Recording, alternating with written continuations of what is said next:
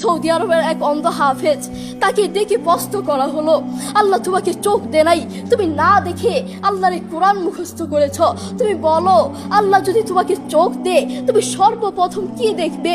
অন্ধ হাফেজ বলল, আল্লাহ আমাকে চোখ দে নাই, আল্লাহ আমি চোখে দেখতে পারি না, আমাকে চোখে দেখার মতো সেই শক্তি আল্লাহ দে নাই।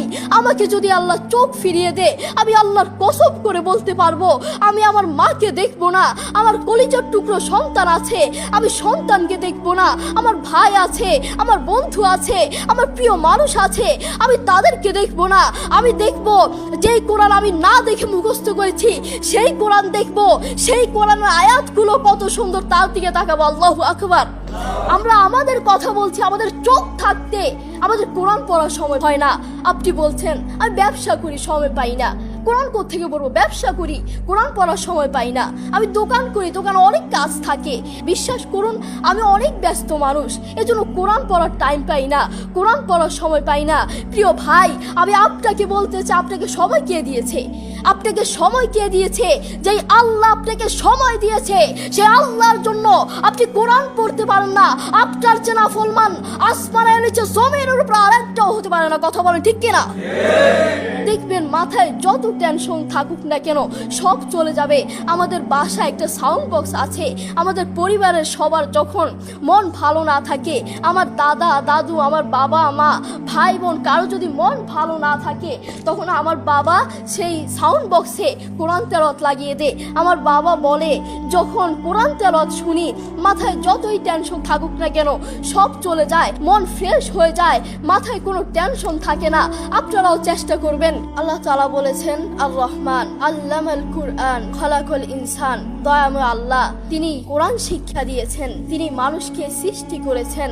আপনি দেখুন বর্তমান পৃথিবীতে যিনি কোরআন নিয়ে প্রতিবাদ করেছেন, আল্লাহু আকবার, যিনি বর্তমান এই পৃথিবীর বুকে কোরআনের সৌন্দর্য তুলে ধরেছেন, কোরআন যে ভুল নয় তা প্রমাণ করেছেন, তিনি হচ্ছে ডাক্তার জাকির নায়েক হাফিজাহুল্লাহ। তিনি কোরআনের মর্যাদা তুলে ধরেছেন, কোরআন যে ভুল নয় তা প্রমাণ করে দিয়েছেন। এই পৃথিবীর বুকে আপনি দেখবেন পৃথিবীর বহু মানুষ চোখে দেখে না, পৃথিবীর বহু মানুষ কথা বলতে পারে না, পৃথিবীর বহু মানুষ হাঁটতে পারে না, পৃথিবীর বহু মানুষ কানে শুনে না, তবু আল্লাহু আকবার যারা অন্ধ দেখবেন তারা চোখে দেখে না কিন্তু শুনে শুনে এই কোরআন মুখস্থ করে, যারা কানে শুনে না তারাও এই কোরআন মুখস্থ করে, যারা কথা বলতে পারে না তারাও আল্লাহু আকবার দেখবেন এই কোরআন মুখস্থ করে। আমার বাবার একটি মাদ্রাসা আছে, নাম হচ্ছে আল হিদায়াহ প্রতিবন্ধী মাদ্রাসা। সেখানে বিভিন্ন প্রতিবন্ধীরা পড়ে। তো সেখানে যিনি প্রধান শিক্ষক, সেখানে যিনি প্রধান টিচার, তার নাম হচ্ছে হাফেজ মোহাম্মদ শরীফুল ইসলাম। তাকেও আল্লাহ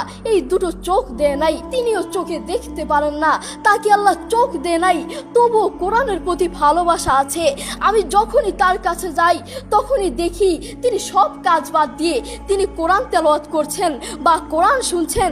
যখনই যাই তখনই দেখি তার দুটো সন্তান আছে, তিনি চাইলে তার সন্তানগুলোর চেহারা দেখতে পারে না, তিনি চাইলে তার মাকে দেখতে পারে না, তার বাবাকে দেখতে পারে না, তার আদরের টুকরো সন্তানগুলোকে দেখতে পারে না, তিনি চাইলে তার প্রিয় মানুষকে দেখতে পারে না, তার আত্মীয় স্বজনকে দেখতে পারে না।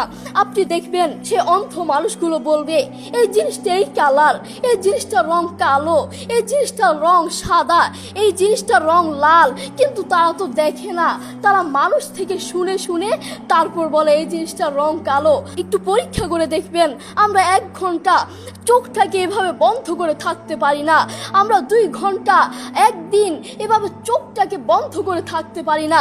আর সেই অন্ধ মানুষগুলো বছরের পর বছর চলে যায়, মাসের পর মাস চলে যায়, দিনের পর দিন চলে যায়, এভাবে চোখটাকে বন্ধ করে থাকে।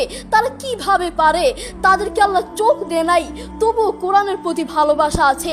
আর আমরা আমাদের কথা বলছি, আমাদের চোখ থাকতে আমাদের কোরআন পড়ার সময় হয় না। আপনি বলছেন আমি ব্যবসা করি, সময় পাই না। কোরআন কোত্থেকে পড়বো? ব্যবসা করি, কোরআন পড়ার সময় পাই না। আমি দোকান করি, দোকানে অনেক কাজ থাকে, এজন্য কোরআন পড়ার সময় পাই না। আমি অফিস করি, অফিসে অনেক কাজ থাকে, কোরআন পড়ার সময় পাই না। আমি অনেক ব্যস্ত মানুষ, বিশ্বাস করুন আমি অনেক ব্যস্ত মানুষ, এজন্য কোরআন পড়ার টাইম পাই পাই না, কোরআন পড়ার সময় পাই না। প্রিয় ভাই, আমি আপনাকে বলতে চাই, আপনাকে সময় কে দিয়েছে? আপনাকে সময় কে দিয়েছে? যেই আল্লাহ আপনাকে সময় দিয়েছে, সেই আল্লাহর জন্য আপনি কোরআন পড়তে পারেন না। আপনার চেনা ফলমান আসমানের নিচে জমিনের উপর আরেকটাও হতে পারে না। কথা বলেন ঠিক কিনা? আপনাকে কত বড় একটা নিয়ামত দিয়েছে, আপনি কথা বলতে পারছেন, এটা কত বড় একটা নিয়ামত আপনি জানেন? কোরআনের সুর বড় মধুর সুর। কোরআনের সুর জানেন, একবার শুনলে বারবার শুনতে মন চায়। আপনার যখন মন ভালো না থাকবে, আপনার যখন মন ফ্রেশ না থাকবে, মাথায় কোনো টেনশন না থাকবে, তখন নীরবে নীরবে থাকবেন যখন, তখন একটু কানে হেডফোন লাগিয়ে একটু কোরআন তেলাওয়াত শুনবেন, দেখবেন মাথায় যত টেনশন থাকুক না কেন সব চলে যাবে। আমাদের বাসায় একটা সাউন্ড বক্স আছে।